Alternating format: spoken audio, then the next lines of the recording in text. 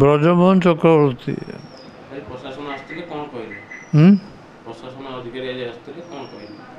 ସେ କହିଲେ ଯେଉଁମାନେ ଯାଇପାରୁନାହାନ୍ତି ସରକାର ତାଙ୍କୁ ହେଲ୍ପ କରୁଛନ୍ତି, ନେଇକି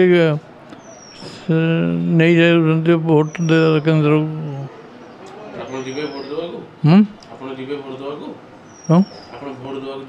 ନିଶ୍ଚୟ ଯିବି।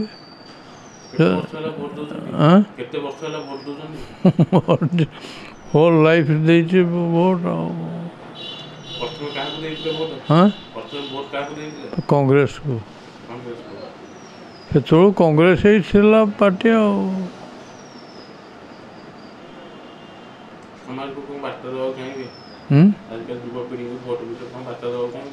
କେଉଁଠୁ ପାଇଁ ସମସ୍ତେ ଭୋଟ ଦେବା ଦରକାର।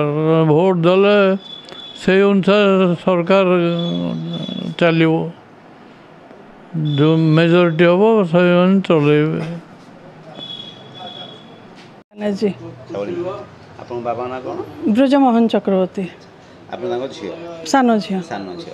ବାପାଙ୍କର ବୟସ କେତେ ହେଲେ? ଆଉ ଏବେ ପ୍ରଶାସନ ଆସିକି ଗଲା ଯେ ଭୋଟ ଦେବା ପାଇଁ? 90+ ହେଇଯାଇଛି। 90+ ହେଇଯାଇଛି। ଆଉ ଘରେ ତ ଆସିକିରି ଭୋଟ ଦେଇପାରିବେ ତ ସୁବିଧା ହେଲା ଆଉ ସେଇଟା ବହୁତ ଖୁସି କଥା। ଆଉ କ'ଣ ଏଇ ୟୁନିଟ୍ 4 ଗାର୍ଲସ ହାଇସ୍କୁଲରେ ବୁଥଟା ଥାଏ। ପ୍ରାୟ ସବୁ କିଛି ମିସ୍ କରିନାହାନ୍ତି, ସବୁଥିରେ ଯାଇଛନ୍ତି। ଏବେ ତ ଏଇ 3 ବର୍ଷ ହେଲା ଏମିତି ହେଇଛି ଆଉ। ଯେତେବେଳେ ଭୋଟ ମିସ୍ କରିବେନି। ସହରୀ ଲୋକମାନେ ଭୋଟ ଦେଉଛନ୍ତି ଭୁବନେଶ୍ୱରରେ ଭୋଟିଂର ପରସେଣ୍ଟେଜ ଟିକେ କମ୍ ରହୁଛି ଅଲଗା ଅପେକ୍ଷା। ସେଇଟା ତ ସମସ୍ତ ଉପରେ ଅଲଗା ଅଲଗା ଆଇଡ଼ିଆ, ସମସ୍ତ ଉପରେ ଯିବା ତ କଥା, ସମସ୍ତଙ୍କୁ ଯିବା କଥା ଆଉ ଦେବା କଥା। ଭୋଟ ଭୋଟ ମିସ୍ କରିବା କଥା ନୁହେଁ, ମିସ୍ କରିବା କଥା ନୁହେଁ। ସେ ବୃଦ୍ଧା ବଳକ ହଉ କି ଯିଏ ହଉ ମଧ୍ୟ ଦେବା କଥା। ଆଜି ପ୍ରଶାସନ ଆସିଥିଲେ କ'ଣ କଲେ? ବାବାଙ୍କୁ କ'ଣ କହିଲେ?